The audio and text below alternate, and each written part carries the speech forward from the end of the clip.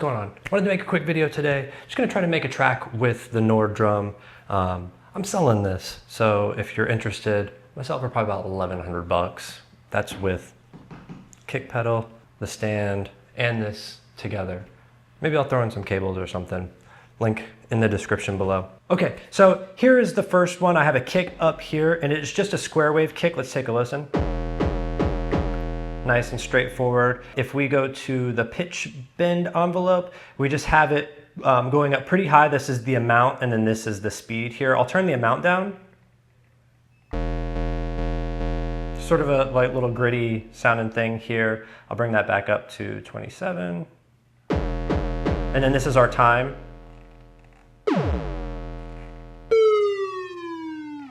Right, and take it back there. That's it. I could add a little distortion to it. And then for the amp envelope, I have it pretty much all the way open, so I could shorten it a little bit. I like this big, large 808 sound, and I have it on a mute group, which means that as I'm hitting some of the other pads, it will choke group those, or however you want to, whatever you want to describe that as. Also for the filter, I just have the low pass filter just toned down just a little bit, because otherwise it's quite bright. It still sounds nice, but I think that that'll allow me a little bit of room post to be able to do a little bit more with. Going over to this pad here, it's the same thing. It is just quarter step, right? It is, so it's not a half step, it's a quarter step up, right? So going over here to this far right pad, I just have a straight up hi-hat. This is noise. If we go to the mixer here, we can see that there's no tone. It is just the noise, and I have the noise 30, right? It goes up to 50. And I am using a high pass filter. I'm using high pass filter 2.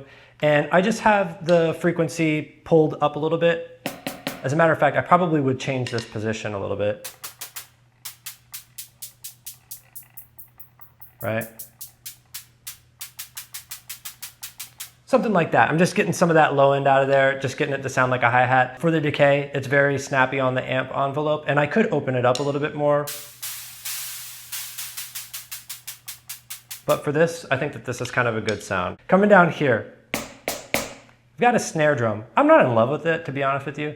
It's an FM sound, and I've got noise in there as well. Let me turn the noise down real quick, and then we can just take a listen to this FM sound.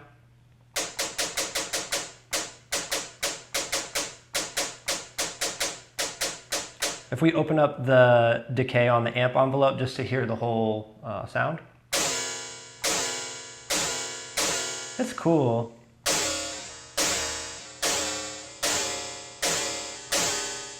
I don't know that I love it.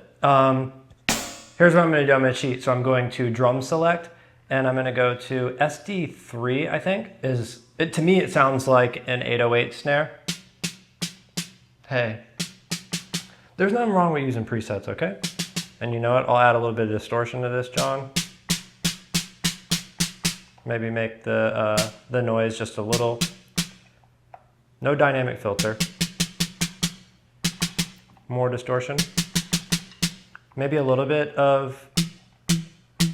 more of the tone.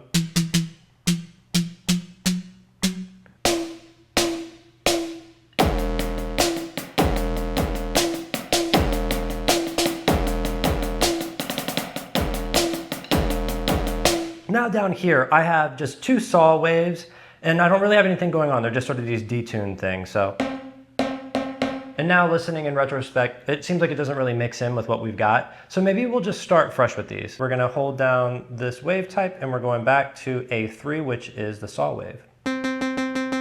All right, and then let's get it in tune with this. So we already determined 54, right? Was that what that was? No, 64.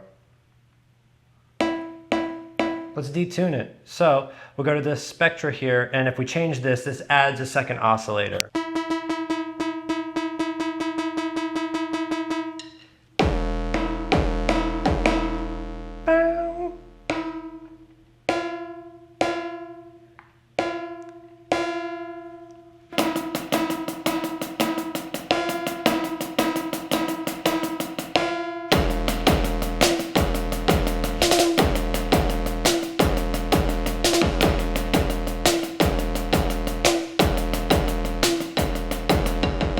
I'm already onto something here. I'm gonna make this short so I can do like da-da-da.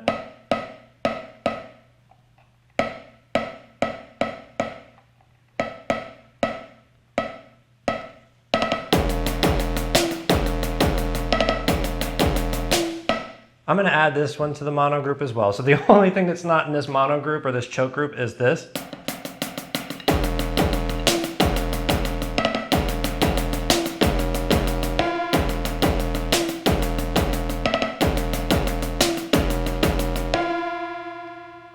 I think that's pretty solid. I think that's pretty good. That's pretty good. If you've ever seen some of the other tracks that I put together with the Snare Drum on this channel, typically what I like to do is come up with 2 parts and I just cycle those parts back and forth. It's not really creative. It's not brain science or rocket surgery. And so I just keep it very, very simple between those 2. And then I'm gonna do some post-processing in Ableton and see if I can bring it alive and just make it more of an interesting track. Maybe I can get 2 minutes out of it.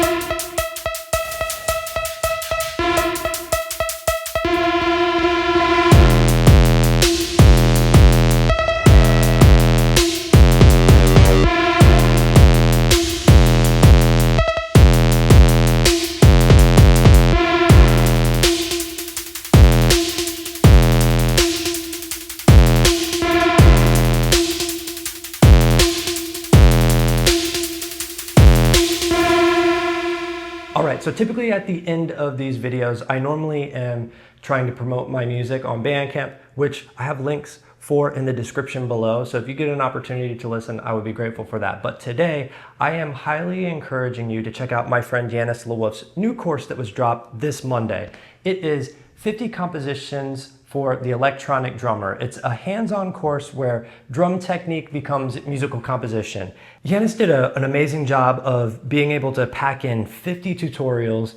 You're getting all of the assets, so whether you have a Snare Drum or you're using Ableton, go along through the course and he's going to show you rudiments, he's going to show you the sound design, you get access to all of this stuff, and it's just an insane value. And I was having so much fun whenever I went through it. I'm super grateful for all the work that Jannis does over on his channel. I would not know this device to the level that I know it if it wasn't for all of the work that he does, and I'm really grateful to be a student of his. So anyways, I have a link in the description below. It's totally worth it. Check it out. Yeah, you know, that's it. Link in the reverb.com description and, you know, all that stuff. Okay. All right. Bye.